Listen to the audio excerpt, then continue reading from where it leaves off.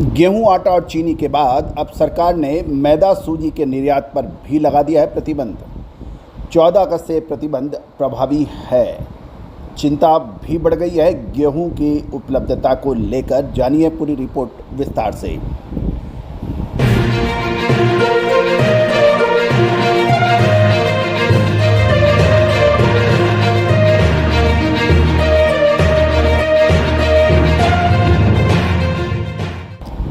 दोस्तों नमस्कार, मैं colonel Ajay, CEO Ajay astro money group first global astro finance digital channel से आपसे मुखातिब होता हूं। आज मंगलवार 9 अगस्त सन 2022। दोस्तों आज के इस एपिसोड में हम चर्चा करेंगे गेहूं की। गौरतलब है कि देश में सबसे पहले गेहूं की तेजी की बात करने वाले 4 महीने पहले आपको अग्रिम विश्लेषण एवं अनुमान दिया था कि गेहूं और मक्का, बाजरा यानी ग्रेन्स के अंदर इस बार अच्छी तेजी रह सकती है, जबकि सरकार ने उस वक्त 11.5 करोड़ टन से अधिक का पैदावार का दावा किया था, जो कि बाद में घटा दिया गया। इसका अग्रिम विश्लेषण हमने आपको सबसे पहले दिया था। तो आप भी यदि चाहते हैं गेहूं, तिलहन, दलहन, चीनी, चावल, मसाला, इन सभी की एडवांस विशेष रिपोर्ट के लिए आप संपर्क कर सकते हैं। दोस्तों गवार सीड, सोयाबीन, जीरा, धनिया, प्याज, इन पर छोटे किसानों के लिए एवं छोटे व्यापारियों के लिए मामूली शुल्क अदा करने पर आप विशेष रिपोर्ट प्राप्त कर सकते हैं। आप संपर्क अवश्य करें, नंबर स्क्रीन पर दिए गए हैं। अब जानिए गेहूं की पूरी रिपोर्ट। गर्मियों में दुनिया का पेट भरने वाले भारत को सर्दियों में अपने लोगों का पेट भरने के लिए गेहूं को आयात करना पड़ सकता है। विशेषज्ञों की माने और ग्राउंड रिलेटिव्स की माने तो चिंता इसी वजह से है कि अनाज की घरेलू उपलब्धता सुनिश्चित करने एवं खाद्य मुद्रास्फीति पर काबू पाने के लिए सरकार ने मई में गेहूं के निर्यात पर प्रतिबंध लगा दिया था। उसके बाद जुलाई में आटा के निर्यात पर भी प्रतिबंध लगाया।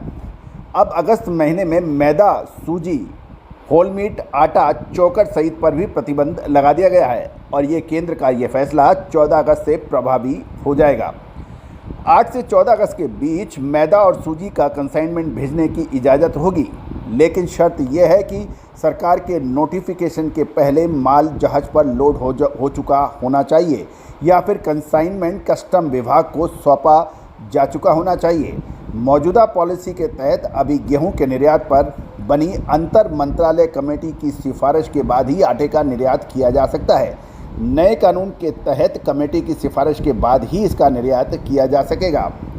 दोस्तों देश में महंगाई की मार से लोग बेहाल हैं। भले ही सरकार दूसरे देशों के आंकड़े पेश कर भारत में कीमतें कम होने का दावा कर रही हो, लेकिन आटा, गेहूं, दूध से लेकर खाने के तेल के ऊंचे दाम ने लोगों का बजट बिगाड़ कर रख दिया है। आटे की खुदरा कीमतें 12 साल के रिकॉर्ड स्तर पर है और एक साल में इसकी कीमतें 21% तक बढ़ने के समाचार हैं। वहीं बासमती चावल की कीमत 15% और गैर बासमती चावल की कीमत भी 5% अधिक है। दोस्तों 59% की गिरावट सरकार की ओर से गेहूं की खरीद में इस बार दर्ज हुई है। 8% से कम रह सकता है चावल का उत्पादन इस साल। 11% कम क्षेत्रफल में हुई है अभी तक धान की रोपाई।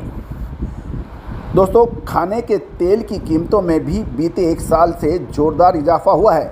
हालांकि सरकार ने इस पर लगाम लगाने के लिए कई कड़े कदम उठाए हैं। कंपनियों को निर्देश जारी किए हैं कि इसके बाद भी कुछ नरमी कोई विशेष देखने को नहीं मिली, लेकिन अभी भी पाम तेल की कीमत पिछले साल के मुकाबले 19% और सरसों के तेल की कीमतें 10% अधिक हैं। अब देखना यह है कि गर्मियों में भारत ने विश्व की भूख मिटाई, लेकिन सर्दियों में करना पड़ सकता है आयात। ये सूचना दोस्तों हमने आपको पहले अपने चैनल पे लगातार दी है कि गौरतलब है कि पहले सरकार ने 11.5 करोड़ टन से अधिक उत्पादन की लक्ष्य रखा था, लेकिन उसके बाद तेज लू और गर्मी से उत्पादन का लक्ष्य घटाकर लगभग 10.5 करोड़ टन का रख दिया गया। गौरतलब है कि इस साल 70 लाख टन से अधिक गेहूं का निर्यात हो चुका है। इसके अतिरिक्त आटा और बाकी गेहूं के उत्पाद भी निर्यात हुए। इससे घरेलू गेहूं की उपलब्धता लगातार कम होती गई है। सरकार के गेहूं के गोदाम भी खाली हैं।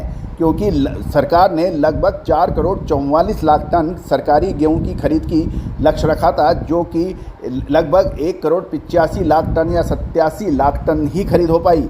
लगभग 59% की गिरावट सरकार की ओर से गेहूं की खरीद में इस बार रही। साथ साथ चावल का उत्पादन भी 8% कम की बात हो रही है।